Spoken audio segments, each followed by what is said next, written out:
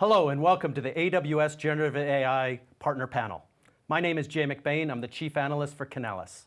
I'm really excited to introduce our panelists today. Right on my left is Jatin Dave, who's a Managing Director of AI and Data at Deloitte. JD leads the AI and analytics engagement at Deloitte for technology, media, and telecommunication clients. He helps clients train generative AI LLMs and apply them for enterprise use cases, all the way from business strategy and technical roadmap to implementation and operations. He also leads commercialization for Deloitte's Ready AI. Emily Kruger, VP of Product and AWS Alliance at Loka. Emily leads sales, product, and delivery teams that together helped identify, scope, and oversee complex data, Gen AI, and infrastructure projects. Emily has over 15 years of experience building AI, ML, infrastructure, and big data platforms as a technical product leader. She has led product management teams at companies ranging in size from Amazon Web Services to a Series A machine learning startup. Vel Henderson, President and CRO of Caylent. Vel Henderson is a seasoned professional with over 15 years of experience in the technology industry. She is responsible for leading the sales, marketing, and solution strategy for Caylent. Vel's commitment to customers, the AWS partnership, and employees is exemplified in her passion for raising the bar and staying focused on customer engagement. Dan Rosenthal is a partnership director for Anthropic. He is an experienced business leader serving the head of partnerships at Anthropic, an artificial intelligence, safety, and research public benefit corporation based in San Francisco. With a strong background in sales, strategy, and partnerships, he has held leadership positions at several companies. Daniel has participated in responsible AI forums from AWS to address the ambiguity and the evolving best practices that are helping address customer concerns. Ken Hoagie, Global Alliance Director at Stability AI. Ken has almost 2 decades of channel ecosystem experience, and it's exciting to be working at Stability AI, building out their Gen AI partner and alliance ecosystem. And the first question for the panel is, how is generative AI impacting your customers and their buying decisions? JD? Generative AI is unlocking significant value in the marketplace. All of that's very much evident. To look at kind of the state of the market, Deloitte does a state of generative AI survey. We did one this year across about 3,000 odd business and executive leaders across 16 countries. And we found that more than 2/3 are really, really excited about the prospects coming from generative AI. Now, within that group, about 90% of them are really going after productivity and organizational efficiency.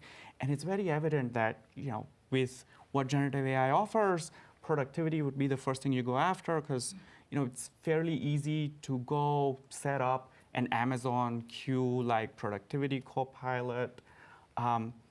And with several publicly available large language models, such as those from Anthropic and Stability, it's fairly easy to kind of plug into them through services like Bedrock and start extracting value out of these.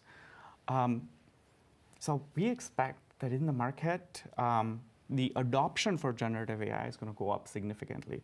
In our survey, about 30% of the respondents said that they're expecting substantial transformation this year. 30% of those said that. And about 50% are expecting substantial transformation in the next 1 to 3 years. And all of this is evident through what you see in the stock market, for example, with what's going on with GPU prices and all that. So we're expecting significant adoption in the market, and demand for kind of services from partners also will go high over time. Excellent. Emily? Thanks, Jay. So Loka is a services provider. So we provide consulting services, for AWS customers, both custom software development and sort of more architectural consulting. So, and we have a specific focus on the startup segment. So I think our kind of perspective may be a little bit different than some of the others in the panel who are focused a little bit more on the enterprise and sort of larger customers. And over the past 9 months or so that we've had offerings in AWS Marketplace, et cetera, so associated with generative AI, we've had more than 500 conversations and more than 100 customers that we've actually helped to bring either POCs or actually implementations to market. And I feel like that's, in some ways, part of the innovation that we're seeing and sort of the hunger that's happening in the startup segment as a whole. I think initially these really started out more as kind of ideation, right? This is the idea was, okay, my board, my investors maybe told me I need to look at this generative AI thing and come up with a strategy.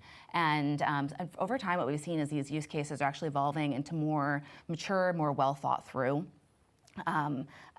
options for the company. So I think the productivity that JD was talking about, definitely internal tooling, thinking through how to do jobs more efficiently. We have a big focus on the healthcare and life sciences space, for instance. And thinking through like scientific helpers, right? Things that are able to use large language models to query basically both internal and external documentation, be able to answer and summarize questions more easily for scientists. That's obviously a huge productivity gain. But we're also starting to see customers actually incorporating these into their products. Again, maybe an easier lift for a startup when they're building their product or set of services for the first time, maybe slightly different kind of security or compliance loopholes that need to be jumped through in order to be able to get that approved. But very fascinating, use cases that, for anything from the large language models, we do a lot of work with Claude, and a lot of the other models that are available through Bedrock that are, are kind of transforming what customers are able to offer in the market. So I think that's been a really fascinating transformation. That's a great answer. Val, how is it impacting your customers? I think it is incredible to see how it is not only impacting every customer, but it's impacting society and culture altogether. It's one thing when you have customers talking about something, let alone when my mom is curious about what it means. It totally changes the conversation. I think what we're seeing at Caylent, because we do work with customers from startups to enterprise, is the work to get your environment in a position to take advantage of generative AI has never had more urgency behind it. I think people feel a sense of urgency to understand how they can use it, but what are the risks of where they are today and how do they close that gap? There's so much work to be done across data, infrastructure, network, security, and for us, just being able to paint a picture for a customer for the whole journey and understanding an idea is an idea, but it's all about execution, and it's creating just different conversations. People are curious. People are thinking about ideas in a different capacity where they might say, this is what we've always done, just help us go execute. They are saying, what if we did this? Could we use an LLM? What LLM is best? And I think Bedrock gives you a lot of flexibility on how to leverage this technology, which is amazing. Well, I hope your mom is watching this panel, because that was a great answer. Yeah, very much Dan, so. what are you seeing? Yeah, well, we are talking to customers every day. They're using our large language models, our Claude family of models directly. And I've never worked at a place where your customers teach you more about how to use your product. So we learn about new use cases kind of in the wild every day. And I think what we've seen in the past couple of quarters is this split of, as you were sort of saying, JD, the relatively easy to activate use cases, certain kinds of co-pilots, customer support. And the emphasis now is more, how do I scale it? And how do I make sure I get the ROI? So I'm paying the right price for the quality that I need. And then we're also seeing as these models get ever more powerful, and we just released our new family of Claude 3 models, the most powerful of which has kind of taken the leadership spot there, which is really exciting in terms of the most intelligent model available, and it's available on Bedrock. We're already seeing just in like the last 48 hours, new use cases that weren't possible last week, but are today, around code generation, for example, certain types of more complex agentic behaviors, which I think are coming soon. So the way we think about it is, as we're working with customers through this adoption lifecycle, we want to give them the right model for the right use case. And so get them scaling where they have a lot of comfort and are seeing the ROI, but then also help them think about pushing the boundaries of what's going to be possible today, but soon as these models get ever more powerful. Yeah, absolutely. And just this week, we're seeing the power of the ecosystem. Yeah. The partners, the customers, the vendors all coming together really to drive this the next level. Well, absolutely. And I mean, we have a 20-person sales team right now. We couldn't do any of this without a partner like AWS, without Bedrock, without the entire ecosystem helping us get out there and get customers actually using the technology and getting value out of it. Yeah. So Ken, you've seen incredible growth in the last couple of years in this area. What are your customers saying? Yeah, I mean, we were talking earlier, and just about a year ago was the boom of Gen AI in the consumer space, and we're seeing the boom of Gen AI in the enterprise space, this year really. And so, if we take a look about what's going on inside of a customer, it's not just a single person or maybe a small business unit driving this exploration around Gen AI. It's C-level executives. It is board members that are basically creating this demand that, hey, we have to look at this technology because it has the power to be super transformative in our business, and we want to remain on the bleeding edge of that. And so, when we start to work with customers on specific use cases, a lot of the times the executive support is already there. Mm-hmm. The budget is already there. So from that perspective, the customer's buying decisions are sped up compared to like a traditional SaaS product, mm-hmm. right? And so I think like why we're here today with the Gen AI competency is, Amazon's continued focus on, putting things in place that consumers and enterprises can look at and say, we want an expert, we need an expert in this space. I mean, I think it was, your team says what, 87% of enterprises use, a competency or a specialization as their, as one of their top 3 buying decisions. I mean, that's really why we're all here today. Yeah, one of the surprising parts of that is it's not just a one-time check. They come back multiple times a year and check on those competencies. So we do know that Gen AI is one of the most powerful technologies of our time. AWS is announcing the Gen AI competency to go along with that, of which all of you are the launch partners.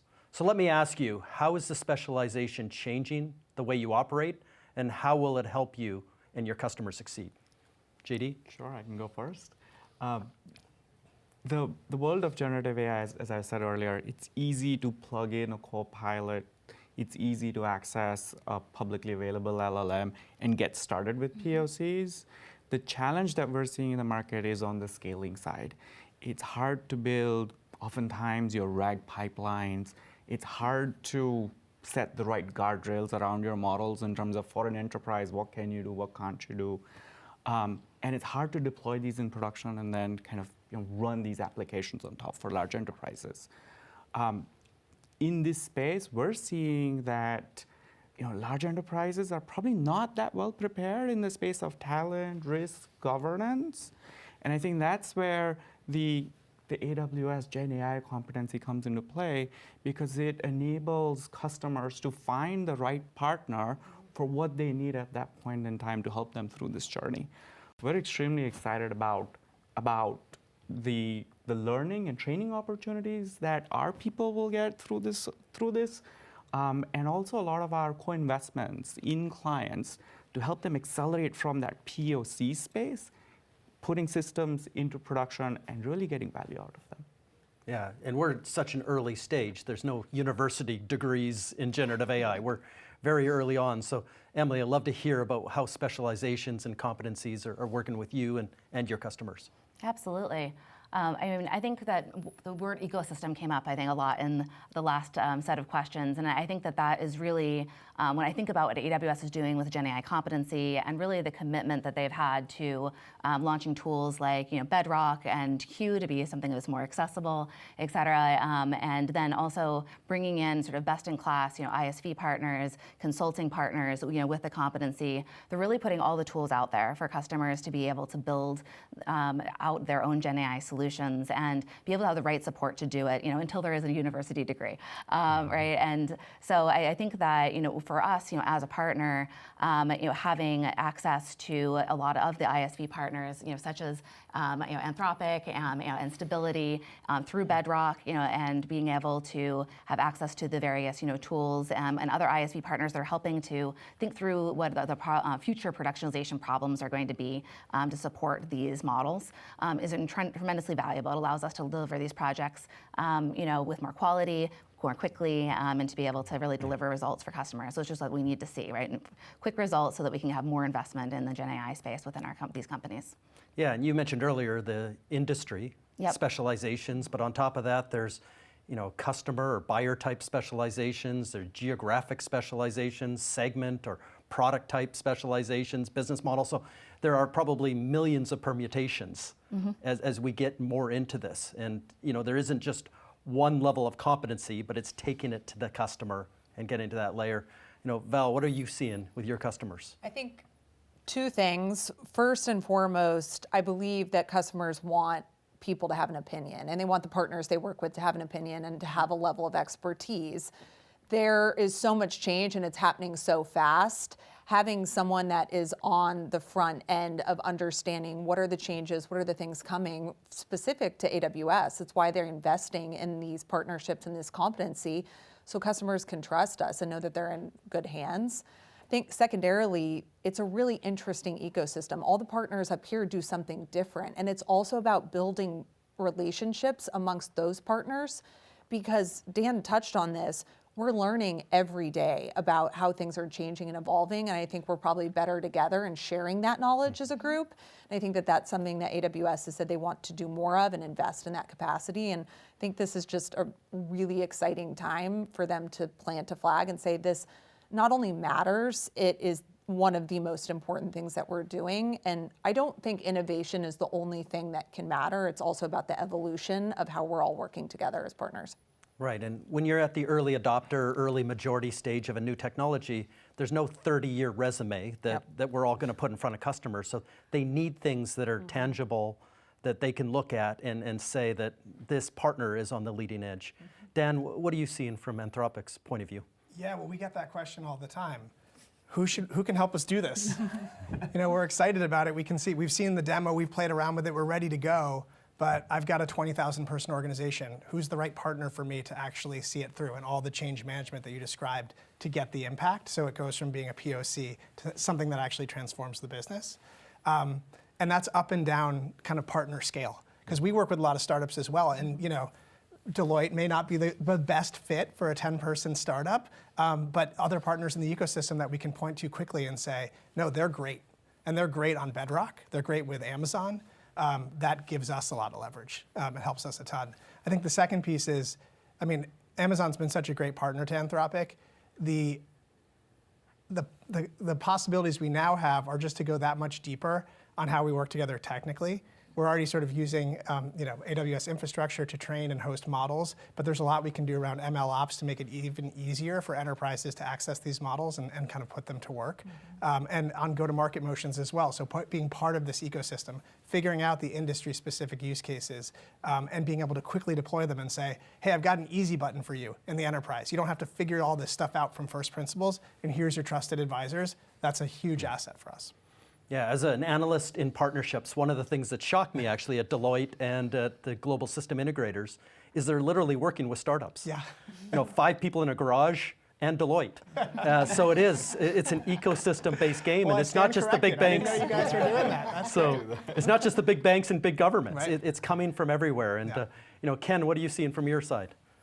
Yeah, well, I think kind of going back to what I said earlier, like last year being the boom of the consumer rise of Gen AI, and this year is the year of the enterprise. It is our job as channel leaders to build out the ecosystem needed and expected from enterprises to really support them. So I think kind of Val was saying it's not just one of us versus each other. Like a lot of this is working together to solve business problems that customers have. So I think the reason that we're all here and that AWS brought us here is to solve these problems together. And I think there's tremendous value in this competency and the partnerships that we're forming and just meeting each other earlier. It's super cool. Yeah, one of the industry stats we watch is, in the olden days, it was the trusted advisor, single, company. It was the single throat to choke, it used to be called. But now it's a team sport. And you have upwards of 7 partners on the same deal, and you're seeing that every day. So this is kind of going back to our last question is, you've got this competency, you've got specializations now, but you've got customers in 27 different industries. We're in 297 sub-industries, and they're asking, what does this mean to me?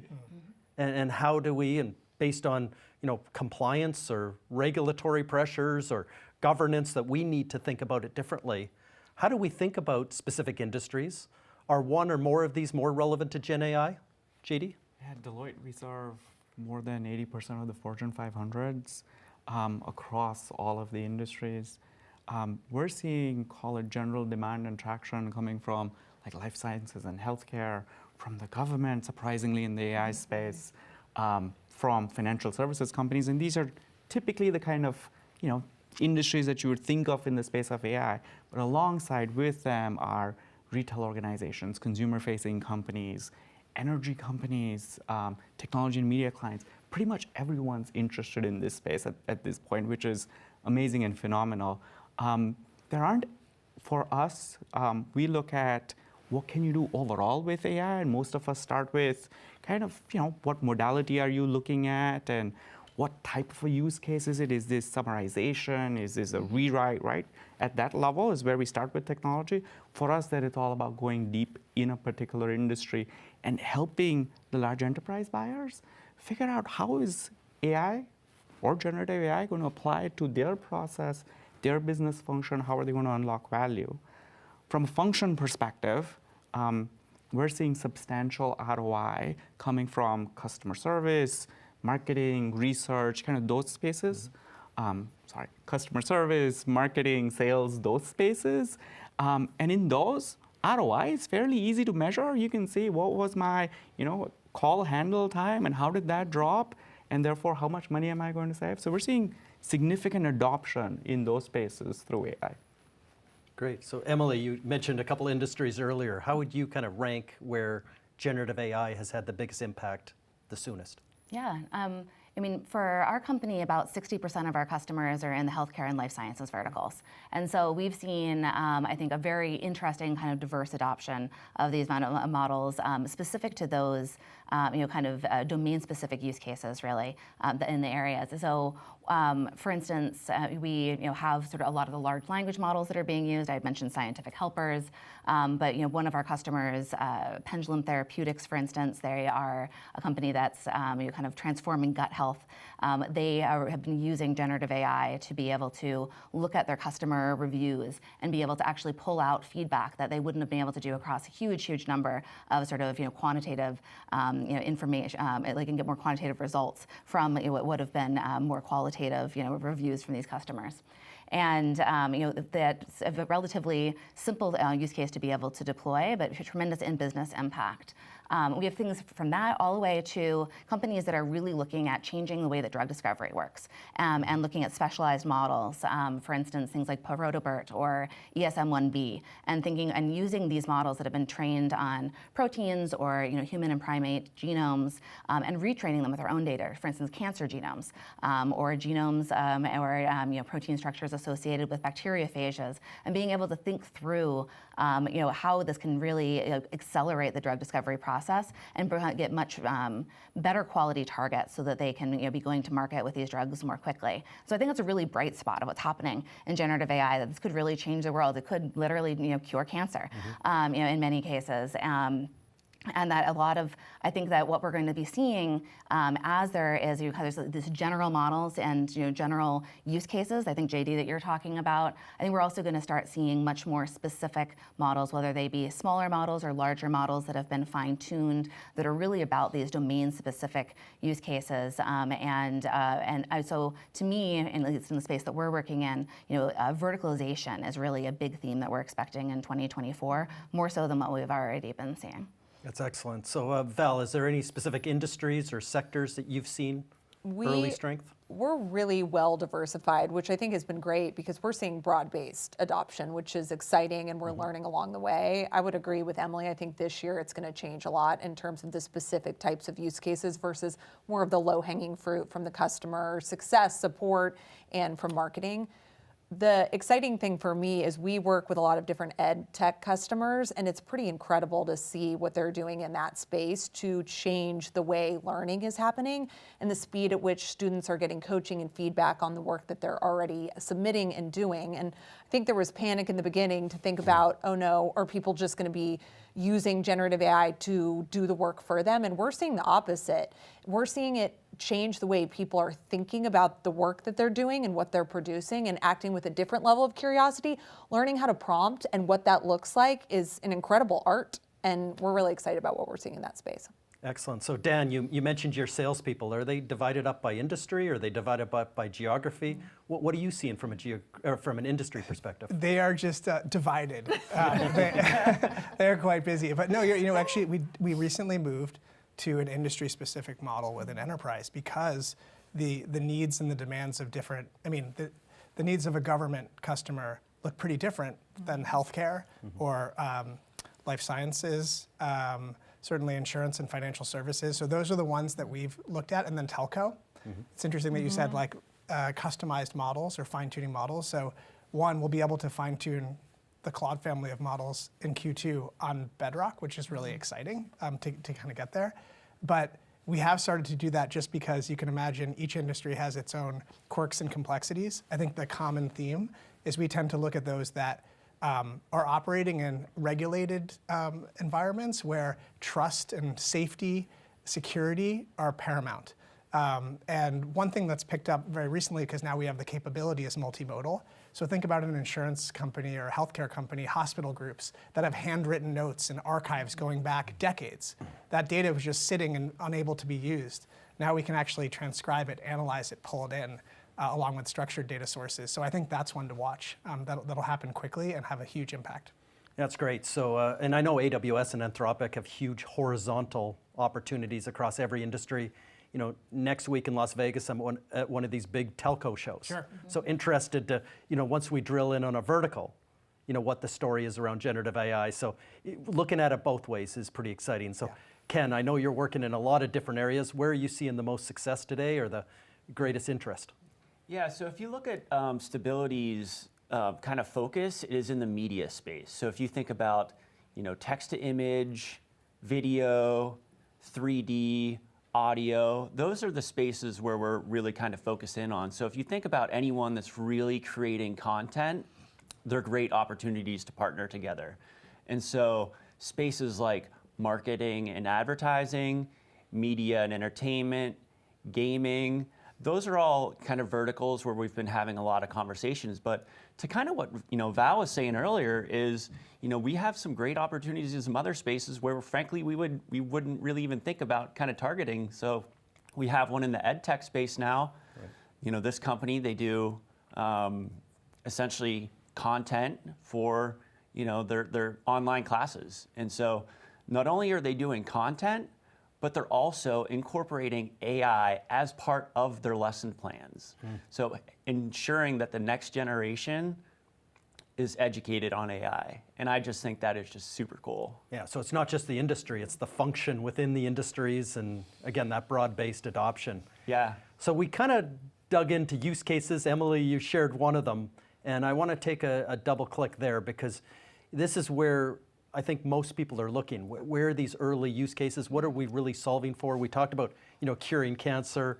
I know Deloitte's working on, several of these really impressive use cases. Are there any that you can share, JD? Happy to share. In terms of an evolution, right? In the early days, even before 2023, we were helping clients, large technology companies, train language models, build services around them. 2023, we shifted gears substantially into helping large enterprises really extract value out of these models. Case in point, a Fortune 100 wealth management company, their CIO was looking to get 30% efficiency gains out of generative AI. For them, we helped with an AI strategy. So starting with, well, what use cases should you look at and what ROI are you going to get, with a focus on guardrails and model risk management. One of the use cases was a research co-pilot. There are about 7,000 disclosures that get released on a monthly basis. Their analysts review these disclosures. Their rate of review is about 2 in a day per person. Using AI, they were now able to look at 14 per person in a day, so 7x improvement. They were not able to look at all the disclosures that were released earlier. Now they can look at a substantially larger portion of it. As you look at kind of that use case and what it takes to develop it, there's one, like how are you going to expose the outcome or the result from the AI to a person? Is that a chatbot like Copilot? Is that a back-end integration because systems need to be automated? Is that a plugin of some sort to an existing app? There's a lot to build in that space. In addition, there are RAG pipelines to build. Those are not easy when it comes to just stitching together technology and really thinking about how do I chunk this data together so that the search results that I get out of these are effective and useful, down to how do I then look at risk across these models in terms of the output that it generates and whether a human is going to look at these or not. For us, human in the loop alongside AI is very, very important because it de-risks you substantially. So doing all of this across 50 use cases is a challenge. So we set up a center of excellence for them and started with this backlog of 50 use cases. And then honestly, we're still hacking through them. Well, that's fantastic. That's a game changer for that industry. So Emily, is there use cases that you've developed that you're having success with customers? Absolutely, and I think JD, you're talking about some of the efficiency gains that are possible in these companies using generative AI, and instead having maybe a team of 14 people, and being able to look at 100 documents. I don't remember your exact statistics, but in general, right? Instead that same team of 14 people can look at 300 in a day or 1,000, in a day or whatever that metric may be. We're absolutely seeing that across a variety of industries. I'll stick with healthcare for a second. So one of our customers, Caraway Health, they are providing healthcare sort of chat-based, or at least initially as an entry point, chat-based experiences for Gen Z in the sort of both mental, reproductive, and physical health space. And they have a huge amount of inbound requests on any given day. And it was very difficult for them to understand what is the urgency of these requests, how should they be triaged, how can we get these young people support as quickly as possible and the right kind of support. And so LLMs were a great option to be able to solve that kind of problem, do classification, be able to classify urgency, and then be able to have those that get help and patient care in a more timely way and a more efficient way. And obviously we can imagine the spread across the entire healthcare industry, where a lot of requests are somewhat more trivial, maybe potentially, or just like, or informational, right? I'm interested, how do I renew my prescription? How am I able to be like, when's my next appointment? How can I, scheduling questions? These are things that LLMs are great opportunities to be efficiency gains. And your physicians, your nurses, we can actually send them looking at patient care and spending more time on those, and what really matters. And so I think that's an area that I think spreads across lots of verticals, but of course, I think has tremendous possibilities in the healthcare space specifically. Yeah, that's great. So Val, is there a specific use case that you've developed that's really working? I'm going to answer this a little differently because I actually think system integrators are going to be one of the really key changes in how we deliver leveraging generative AI. So when I think about how Caylent ourselves has eaten the dog food, as you say, although I hate that phrase, but I think it's true in this case. How are we using CodeWhisper Bedrock to make our jobs not easier, more effective, and have more time with customers? So a great example is our solution architects, which I would say they are the most valuable resource on our sales go-to-market team. They do all of the solutioning for our customers. They spend an incredible amount of time writing proposals, statements of work, documentation, and a lot of them do not love that part of the job. It's a part of the job to help them think about the way they want to position the solutions for our customers. So it's essential. But leveraging Bedrock and RAG technology and Claude, we have built a means of which for them to have tooling to help them get their SOWs out 30% faster. Which means more time with customers, more time solutioning, and that's huge for customers, but also how we deliver. And the same would go for our delivery team and our architects and engineers, how they're leveraging CodeWhisper. And I believe the more they do it, the better they're going to get at understanding what to look for, how to use these tools, and it's extremely important for us. And when we're talking to customers across every industry, we like the ability to talk about how we're using it. It gives them a different sense of trust and faith in the process that we understand why this matters and why it's so critical for them. Yeah, as much as we like eating our own dog food or eating our own cooking, but I don't think anyone does. I don't know who started that, so generative apologies. AI has been one Yes. of these emerging techs, Yeah. though, that have had an internal use case first. We can think about our own marketing and sales and customer success, our own products, our own invoicing and billing, the way that we deliver services. So it's different than other emerging techs in the past, that it's inward focused first. So Dan, probably thousands of use cases Sure, that you yeah. could think of, but which one is sticking out to you as really leading the way? Yeah, I really appreciate what some of the other folks on the panel said about the use cases that we're most excited about. Take out the drudgery of a job and allow that person to spend more time operating at the peak of their ability, driving the biggest impact in their role. So two that come to mind in that regard are one, a top 5 life sciences company that's using Claude to summarize and analyze just vast troves of research to inform drug development. So that's not taking away a job, that's just giving a scientist a superpower. So that's very gratifying and just interesting to see how much that accelerates. We don't know yet, like the timelines and how fast they'll move, but so that's one that I personally think is very exciting.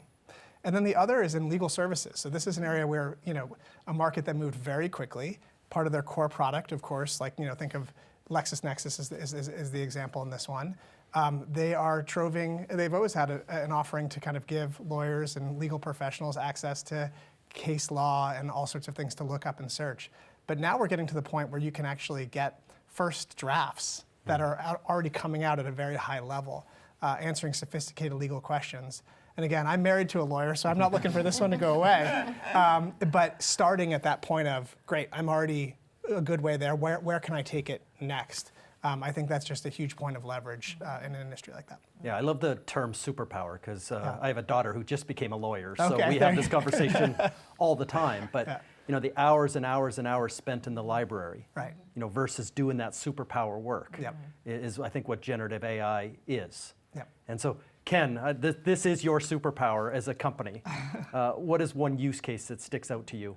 Yeah, 100%. And so we recently announced Stable Diffusion 3, our leading text-to-image model. And we found as we start to go into, as we're going into the enterprise space and we're working with customers, it's not that they just want an image. You might be going through and showing them something, and then all of a sudden it's just, well, what if it was like this? Or what if it was like this? And so we've actually been developing what we call stable image services, a variety of services to modify either existing photos or AI created photos that increase quality, in painting, background replace and removal. So these are things that enterprises are really taking on to. So we're actually developing a lot more based on direct customer feedback. So this is just, the market driving what we are actually doing. And we have a lot of customers that were, what are your business problems? And then how can we solve them together? That's great. So can you make the car in the background orange instead of blue? And can you do the photograph later at night than what it is? 100%. Those are both great examples of active use cases that we're working on. Yeah, absolutely. So Gen AI really is creative value, transforming the world we operate in, like the climate pledge, responsible AI. So we do get the news every day, whether it's on climate, 2023, set a record. 2024 is on path to take over that record. So we do have to talk about things like climate. We have to talk about responsible AI as well. What moves are Deloitte making, JD, in this area? Yeah, the responsible AI piece is a big thing of our own DNA at Deloitte.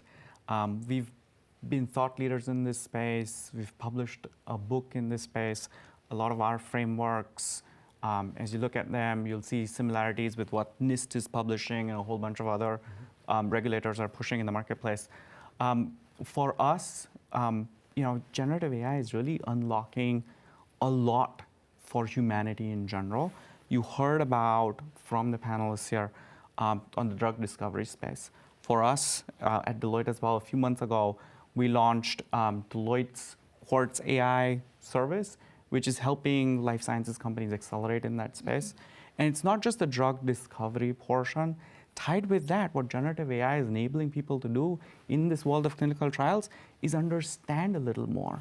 So if I'm a common person and I'm trying to sign up for a clinical trial, it is challenging for me to read through a lot of that medical documentation and studies and statistics and really evaluate risk for myself. What generative AI is enabling you to do today is simplify a lot of that language so that I, as an individual, am making informed choices.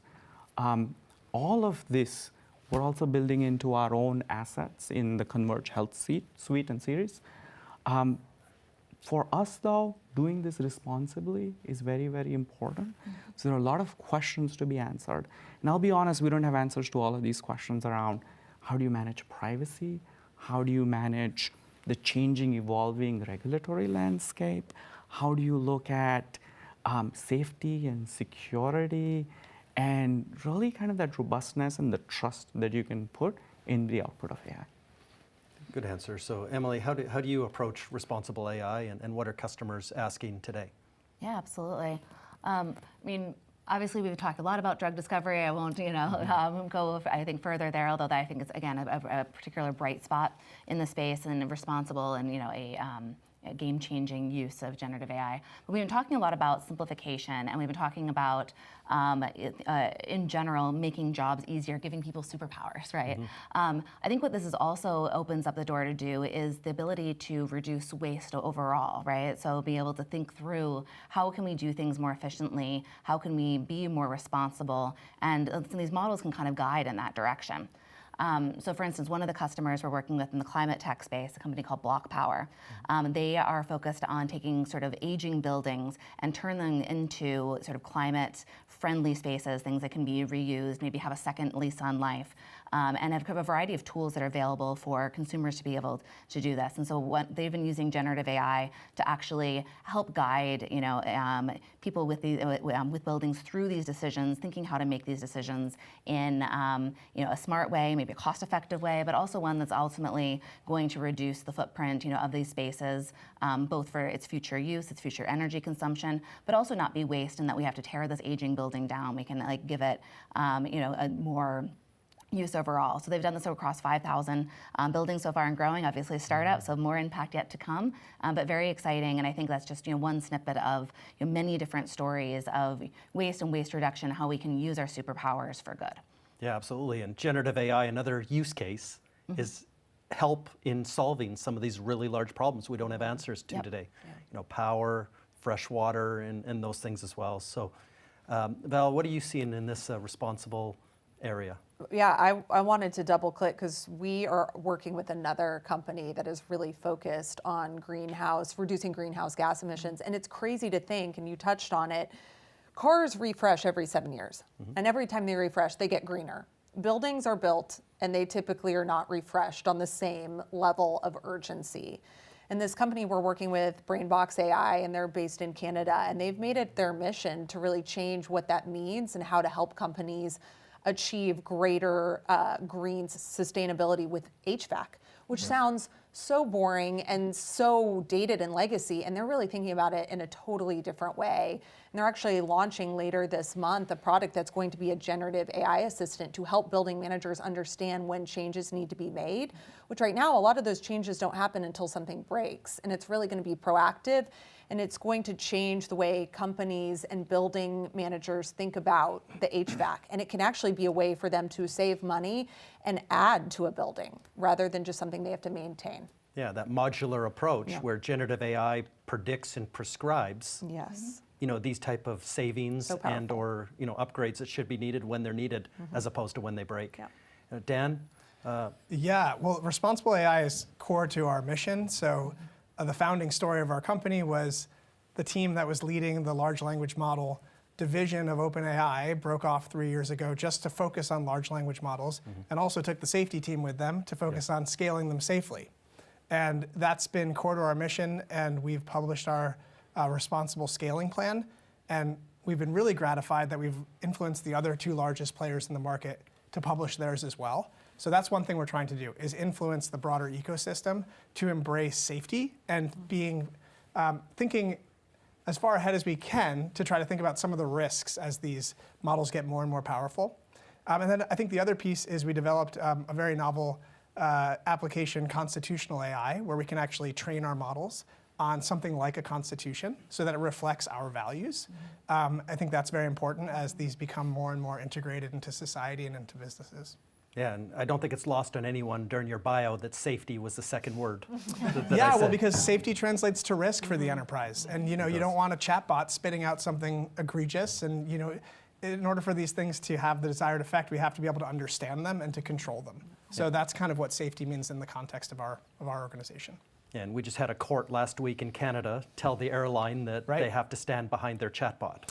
Right, stand behind your chatbot. When that starts happening, that you have to stand behind hallucinations Right. financially, there's a whole different level of risk. Yeah, that's well said. Ken, on responsibility? Yeah, absolutely. And so I'll take a little different viewpoint on this from the fact that our mission is to activate humanity's potential by generative AI. And so if we think about how we do that, is number one is creating open models with trust and safety in design from development all the way through deployment and how we're providing the open models. Number two is kind of democratizing AI by making smaller models. So whether it's a language model or whether it's Stable Diffusion 3, which is coming out, having smaller models where folks on the other side of the world can run these on their laptop and they can create applications. So we're democratizing in that way. And then thirdly is having models that are trained on not necessarily English-speaking models, right? So we have a strong presence in Japan. We have Spanish-speaking models. And so creating all of these things that people in non-English-speaking countries can leverage and use to create new businesses, right? Yeah. It's one of the most common conversations we have is AI at the edge. And it's not just a laptop or a smartphone, it's IoT. Little sensors that have the ability right at the edge to do this kind of smaller models processing that doesn't have to move a lot of data back and forth. So we've talked a lot about this whole opportunity being a team sport, that we're all here, we're all in an ecosystem, we're all adding value to clients in different ways. Love to ask what AWS's role has been through this journey for each of you in terms of helping you build these use cases, helping you build this opportunity, and where that has come from for you. So JD? Sure. At Deloitte, we've had a very fulfilling relationship with Amazon. In the generative AI space, we've been one of the few partners to have early access to Bedrock, to QoS services.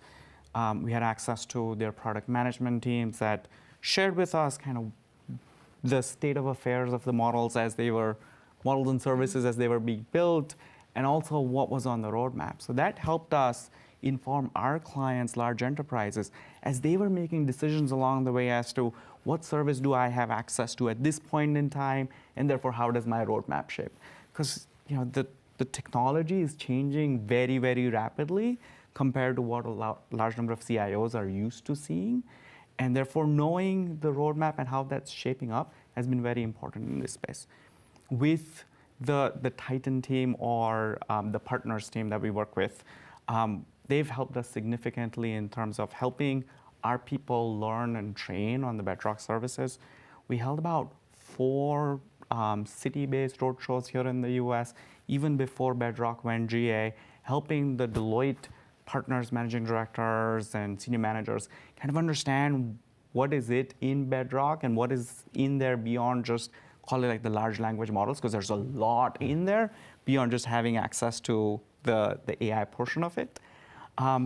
And also with webinars, with learning sessions, with our folks in our delivery centers, where in a webinar we'd have about 200, 300 odd people kind of attend and learn kind of the technical nitty-gritties. And then also with the AWS sales team, their account executives, as we are joining hands together on certain accounts, helping the client figure out the right path forward, giving them the right demos that really help them understand what can this technology really do for them. So we've had a very, very fulfilling relationship in that sense. And then plus the other partners that we get introduced through AWS, such as Anthropic, such as Stability, and then working with our clients very specifically in helping them shape their roadmap and also execute on use cases. That's great. So Emily, what has AWS's role meant for your journey? JD, you covered a lot of ground there. So, I mean, I think in all great points around how AWS is really committed, I think, to helping their partners and really thinking about going on this journey together with customers. Right? They're providing a lot of amazing tools, both native tools and through partnerships with great models, other great ISV partners, but they're also really thinking, I think, through this. Being able to amplify stories and be able to get this this information out into the hands of customers more than we would be able to, as obviously a much smaller company, than AWS. And so, I think in addition to, thinking through service team support, understanding roadmap, being able to get early access to tooling so that we can be able to help customers more, it's also being able to have access and almost go to market together, go out. We're actually speaking in Boston, New York, and later next month in San Francisco about some of these healthcare and life sciences use cases, and bringing those stories out to more people and understanding how this generative AI can really help change and transform their companies. I think that the amplification of partner stories has also been, and of course the customer stories themselves and the amazing things that they're doing has been tremendously helpful as well in this partnership journey.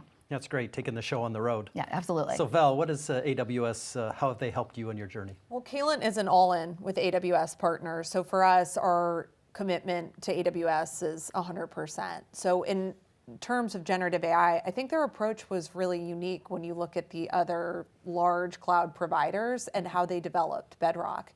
It was about giving customers access to the best LLM technology for the need, versus saying you have to use this because we spent X amount of money on it and it's the only option. And I think that opens up a completely different world of possibilities. And I believe in the beginning there was so much excitement and who's winning and who's ahead and who's this, but at the end of the day, AWS has stayed consistent of saying we want to give people access to the best in whatever they need. And that is an empowering thing. And Caylent would not be where we are if we didn't have the investment from AWS in the way that they've gone to market. It's really made our job easy in a lot of capacities because we've said this is the only way to do it, in our opinion. A 1 + 1 = 3. Yeah, exactly. So Dan, how has AWS helped you along the I mean, in along too the many journey? ways to count. I'd say the top one is they set the bar for customer obsession. They set the standard there, and we've learned a lot from how they approach working with customers, and as you said, getting them the right solution, agnostic of whoever brings that right solution. We started out not so long ago just being a research lab with almost no idea how to go to market, and so they've been tremendous mentors and partners in that regard to help us get it out in the right way and orient ourselves around customer needs. We're literally built on their infrastructure, so thank you, AWS. And I think just their go-to-market teams in particular have been such great allies in helping us think through, okay, how do we make this solution or this approach specific to this customer, this industry, and then finally just introducing us to this broader ecosystem. There are so many times where it's 1 + 1 + another, and that's the right thing for the customer, so that's the way we'll do it, and that ethos just runs through this organization. Yeah, I like that customer obsession, because in an ecosystem, it all revolves around that client. So Ken, how has AWS helped along your journey? Yeah, AWS has been with us since the inception of our company. So if we think about kind of our product evolution internally, our researchers are working with the Amazon team on world-class infrastructure to develop our models. And so from there, we're moving over to inference. Our engineering and operations teams have deployed our inferences on Amazon infrastructure to serve the market. Those same teams have worked with Bedrock, have worked with SageMaker to ensure model availability, to customers. But I mean, in the last few months even, I've seen such an acceleration on the go-to-market side. I think kind of to what Dan was saying, I mean, the way that AWS has been providing support and allowing organizations like ourselves who are not that old, right? And we're able to kind of go in and work with really high-performing team members that understand how to execute and understand how to scale, super valuable to our organizations. That's great. So we've talked about partnerships, we talked about the journey, the help that comes with it. If you're to think of one thing that's most significant with your partnerships with AWS, what would that be with you? For Deloitte, we enjoy a 360-degree relationship with AWS. We have been a partner of theirs ever since the cloud journey started. We're their number one. We're frequently their top partner of the year in the data analytics, AI space. We are also a customer of AWS. We buy from them. We serve them. We provide services to them. So it's a 360-degree relationship for us. And AWS is the largest public cloud out there. So a large number of our customers are already on the platform. So for us, we enjoy a significant relationship with them. The 360-degree relationship, the person-level relationships that we've developed within the teams, we cherish all those. Yeah, 360-degree with almost 500,000 people. Absolutely, That's yes. a generative AI task within itself. Absolutely. So Emily, what's most significant with you, with your AWS partnership? Yeah, so for us, I think the most significant part of our relationship with AWS, outside of course, the access to the ecosystem, the access to the tools that we've, I think, all discussed, in the last several questions, has really been around the relationships inside of AWS as well. And I think that every single person that we work with at AWS is very committed. I mean, customer obsession, of course, runs deep through the lifeblood really of AWS, and I think that's true in interactions every day, that we're working hand in hand with all people across from service organizations to sellers to go to market to BD, and really thinking about how can we best serve customers, what are the right offers, how can we package these services, these complex scenarios that really exist inside of generative AI, and make it accessible. And that's not something that one company is doing alone, but we're all doing it together. And then again, bringing kind of other relationships outside of AWS for the ISVs and other partners along for the ride as well. Great, a better together story. Yeah. Val, what's the most significant part of the AWS partnership for you? I believe when you become a $90+ billion business, it would be pretty easy to kick back and hang out. And the thing that Amazon continues to do is operate with that day one mentality and that think big mentality. And all of us are sitting up here, and I can tell you 2 years ago, if you'd have told me I'd be up here talking about what I'm talking about today, I would not believe you. And I think AWS is committed to being ahead, but asking the hard questions and thinking about what happens if this happens? How do we plan? And asking their partners and saying, you are meeting with customers every single day. How do we continue to get better? What are we not thinking about? And I have worked with other cloud providers, and it is not the same. It just is not.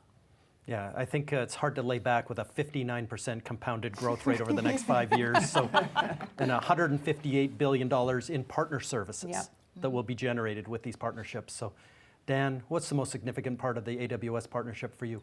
I just think it's what we can do in the market together. You got the world's best, biggest cloud, most secure, most trusted, coupled with our models, which are, at least for the moment, industry leading, and certainly industry leading on safety for enterprise customers. And I just see so much potential in going out to market together and continuing to innovate and improve on the core product on behalf of our customers. Absolutely. And Ken, what's the most significant part for you? Yeah, I mean, the better together story between our companies is great because we want to provide the world's leading open source models. That's where we want to focus. And partnering with AWS from an everything else perspective, infrastructure, programs, go-to-market has just been great. For me personally, it has been the team that I've been working with. We talked earlier and said, customer obsessed. Like, I feel like they're a little partner obsessed right now.